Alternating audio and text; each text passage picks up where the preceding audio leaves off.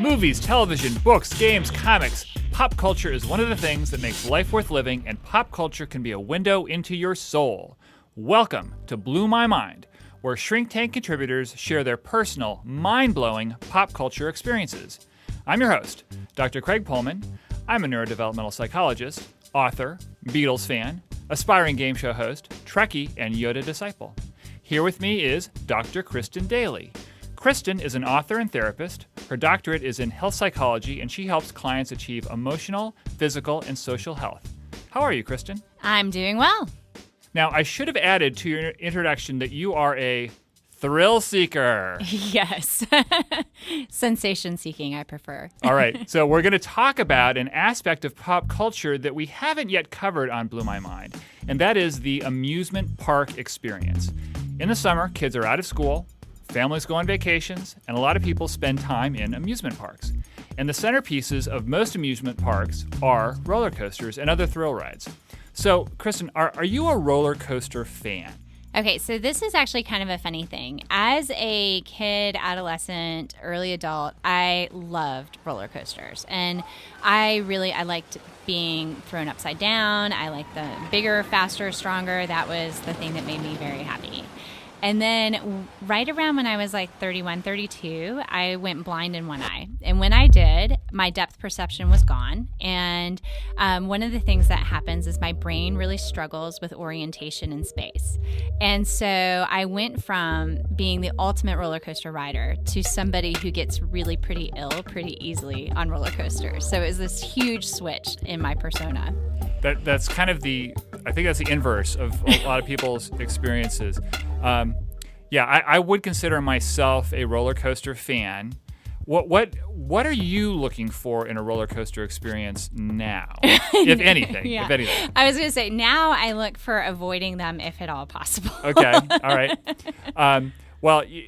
For me, I don't have the depth perception problem that you do, but as we get older, our inner ears don't function the way they used to. So right now, I'm looking for more of a smooth roller coaster experience. I don't like wooden roller coasters anymore because they're too rickety.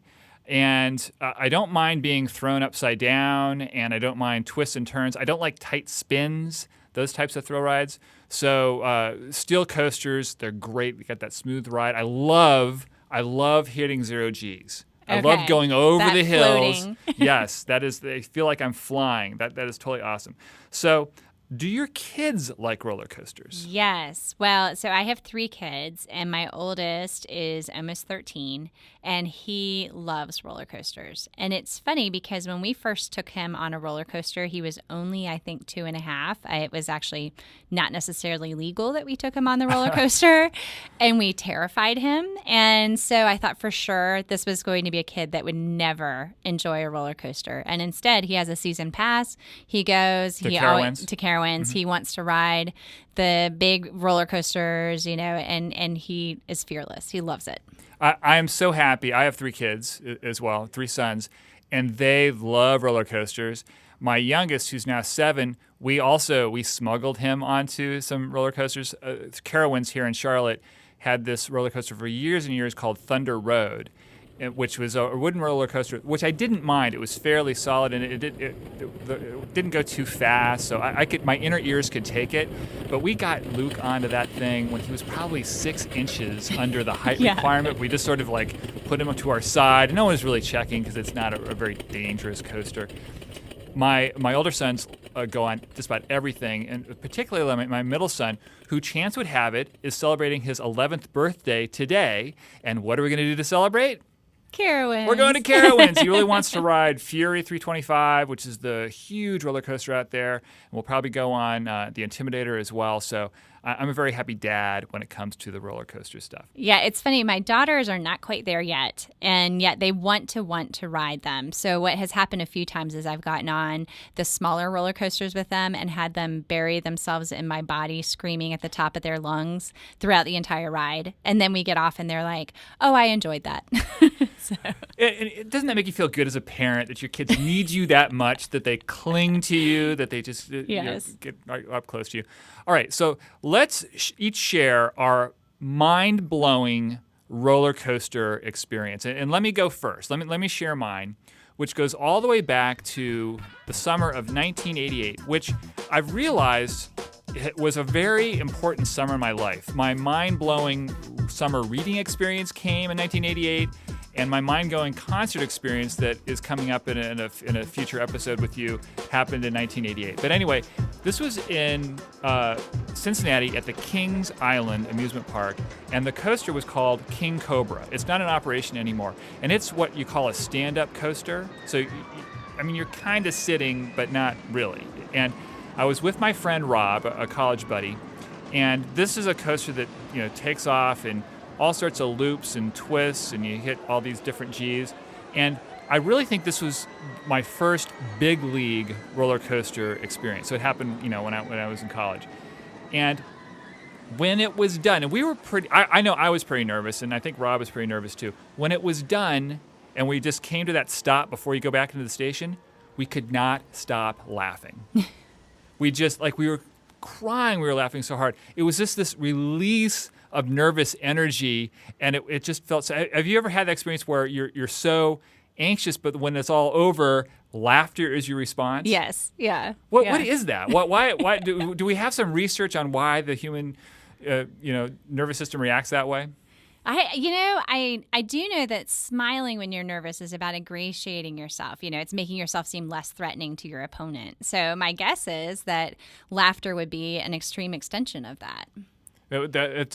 I'll never forget that experience. And there have been other amazing roller coaster rides that I've had. One that comes to mind with Gabe, who's now turning 11, where I also had that reaction of just laughter, but not to that extent. That was the first time I just had this burst of humor coming right after the experience. All right, so Kristin, what was your mind-blowing roller coaster experience? Okay, so this actually, the funny thing is this dates back to, it kind of started in 1991. So in 1991, I had newly moved to the Charlotte area and had already fallen in love with Carowinds. And the funny thing is that they needed teenagers to be in their promotional materials.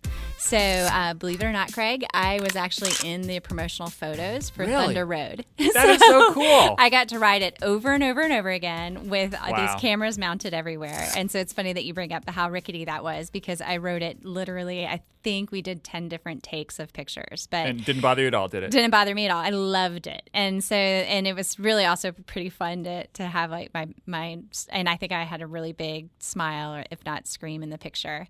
And so that is the me that I enjoy the most. And so that fast forward, so went blind, don't enjoy the roller coasters anymore. And 2 years ago, we had a clinician who was leaving Southeast Psych, and she had never been to Carowinds. And she wanted, as her kind of bucket list of leaving the Charlotte area, she wanted to go to Carowinds. This is a shout out to you, Jessica Bloomfield. Yes, we love you. We do. And so it's funny because I said, okay, here's your chance. You can go to Carowinds with a whole group of psychologists, and you can get through your fear of being on a roller coaster just in time. It was like late spring, early summer. I think it was like late May, early June. And I knew that we had bought season passes for all the kids. I said, okay, this is going to be a summer of Carowinds. Let's start really good and strong by going on all the roller coasters, the important roller coasters with Jessica Bloomfield and Craig, and this is going to be great. And the funny thing was I happened to be wearing my heart rate monitor when we were going. I remember that. We decided to go big with the first one. Well, the Fury was the first one. Did you ride Fury? I did not ride Fury. Okay, we did a couple before you joined us, yes. And then we went to Afterburn. Yes, so Afterburn was the first one I got on, and I believe it was you. I know it was you who said we have to ride in the very front. Right. Like the only way. May I describe Afterburn? Yes. Okay, yeah. Afterburn is a steel coaster where the rail is above you, so we're hanging from the rail. Yes, and all sorts of loops and spins. And I am at this point hyperventilating, and Craig is insisting we have to ride at the very front. Oh, yeah, it's better that. And so I'm already terrified. I really, when we were getting on the coaster, my heart rate was almost 130 beats per minute, standing still. And I really had this sensation, maybe I just start screaming and they'll let me off the roller coaster. But I couldn't do it because I'm with my colleagues and I'm trying to get through this fear. And I'm like, you got to do this. Therapeutic. You know, you got to face your fears. So we rode it. I think the whole ride lasted like maybe 2 minutes, 2.5 minutes total. Yeah. And so in that 2.5 minutes, my heart rate managed to drop like 15 beats per minute. I was calmer.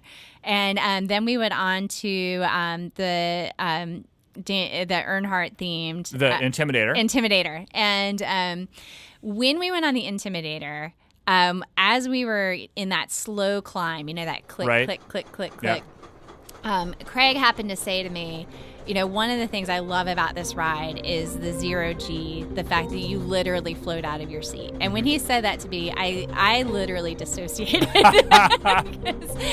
You're welcome. I was already at a heart rate of like, you know, 130 again, sitting still, click, click, click. And I was like, I'm going to get thrown out of the seat. And that's, you know, when you check to make sure how firm all the attachments are.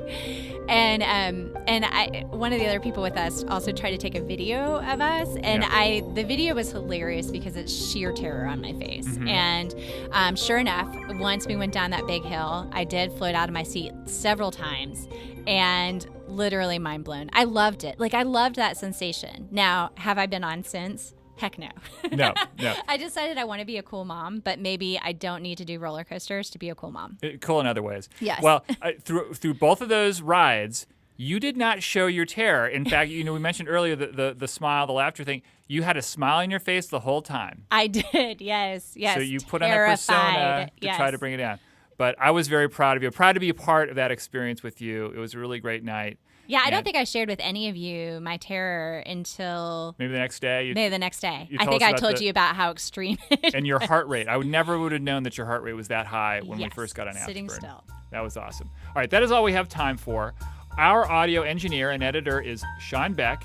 He is definitely a seeker of thrills. Thanks to my sidekick, Dr. Kristin Daley. Be sure to check out all of the content, including articles, videos, quizzes, and surveys on our website. Shrinktank.com is the place for all of your psychology and pop culture needs. Until next time, I'm Craig Pohlman, and this is Blew My Mind.